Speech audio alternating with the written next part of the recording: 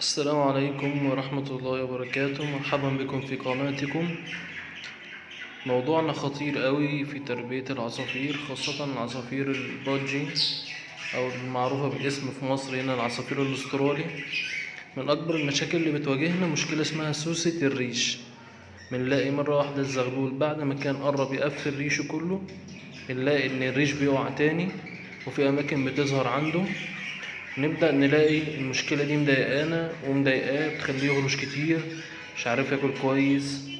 فاحنا بنعرفش نتصرف ازاي، وجربنا حاجات كتير. احنا اهم حاجة لما نيجي نعرف المرض الاول لازم نعرف اسبابه.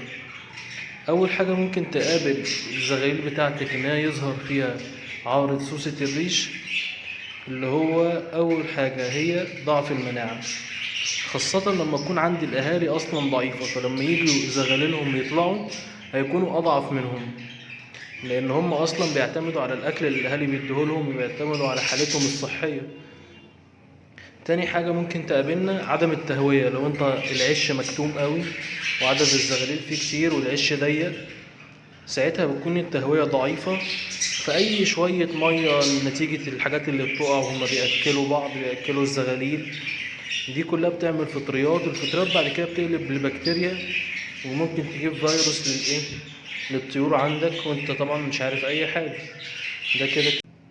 تالت حاجة بقى هنخلي بالنا منها سوء التغذية، خاصة بعد فطام الزغلول. يعني أول ما الزغلول يتفطم انت بتبقى طول الفترة دي معود الأهالي على أكل معين، فلازم يبقى فيه تنويع في الأكل اللي انت هتديه للأهالي عشان يقدر يدي فيتامينات. ميبقاش كله بلقم ودنيبة وفلارس، هما عاملين ياكلوا نفس الأكل، بياخدوا وقت في الهضم فيه كتير عشان يقدروا يطلعوا لبن للزغاليل.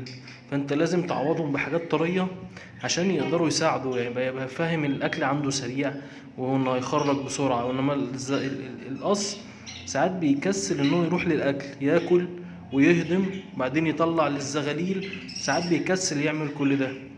فده طبعا بتفرق معاه كتير، بتفرق معاه كتير قوي قوي.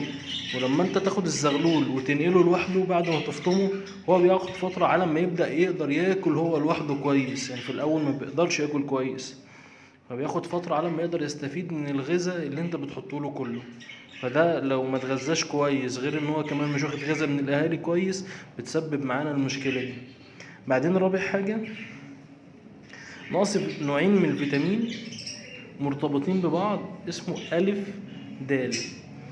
النوعين دول مسؤولين أصلا عن نقل الأملاح والكالسيوم اللي في الدم، إن هم يوصلوا للريش ويحافظوا على شكله وعلى الزهوة واللون بتاعة الريش وتكوينه. فأنت لما دول بينقصوا عنده بيظهر موضوع وقوع الريش، وبتظهر موضوع السوسة بتاعة الريش.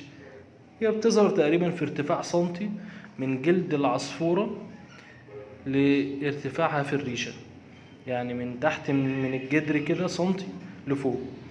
تمام. دي اهم الاسباب اللي انت ممكن تقابلها. احنا بقى نتخلص منها ازاي؟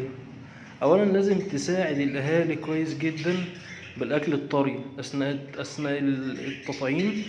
تمام. وتديهم قرص مطهر معوي، وفي نفس الوقت قرص فيتامينات وكالسيوم عشان تحافظ عليهم، تحافظ على الزغاليل.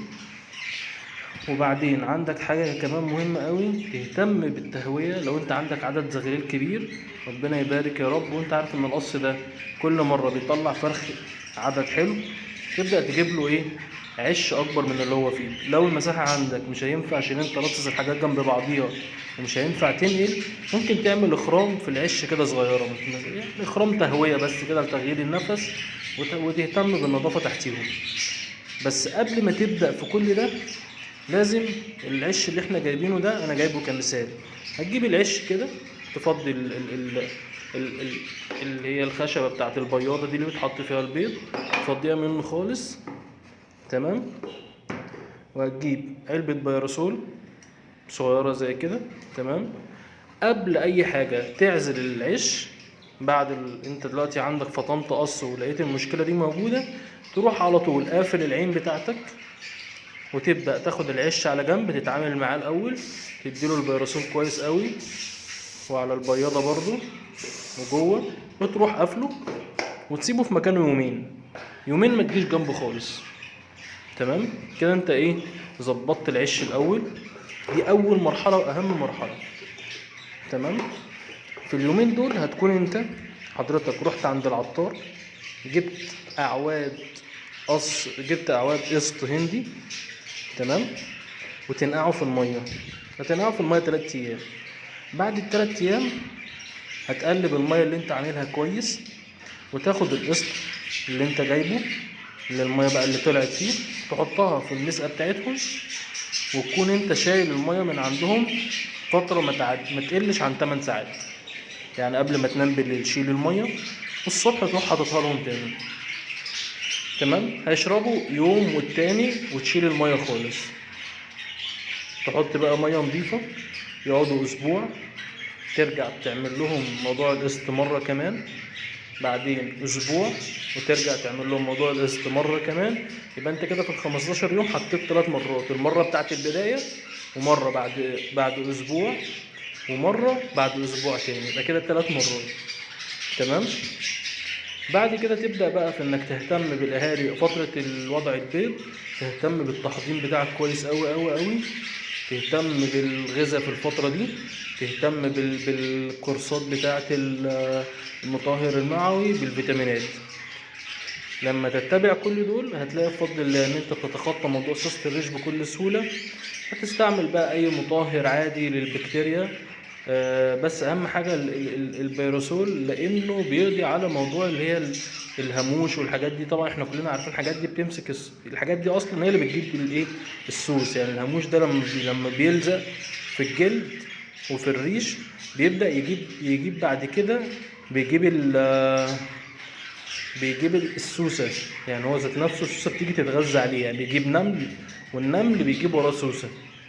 هما في بعض الناس بتقول ان النمل هو السوسة، بس ده يعني اعتقاد خاطئ. هي السوسة لفظ لأثر النمل في الريش، بتخليه يسوس بمعنى أصح، وبتكون حشرات اللي هي السوس. فاحنا نحافظ على كل ده من البداية، ان احنا نقضي على الهاموش اللي هو اللي بيجيب كل دول. فعشان كده استعملنا البيروسول. بعد كده تستعمل اي مطهر للبكتيريا عشان لو ظهرت عندك نتيجة التأكيل الأهالي لما بيقع على جسم الزغاليل بيقع في العش، ونتيجة الفضلات بتاعتهم. حافظ على كل ده، هتلاقي الموضوع سهل جدا وما تشغلش بالك. بس ما تنساش انك تعزل العش عنهم يومين، تنضفه وترشه بالبيروسول وتركنه، ويفضل يتحط في الشمس. حافظ على كل دول، وبعد كده هقولك ازاي تحافظ على العش بتاعك يفضل نظيف وما يعملش ريحة وما يعملش اي بكتيريا بكل سهولة. ونتقابل في المقطع اللي جاي ان شاء الله.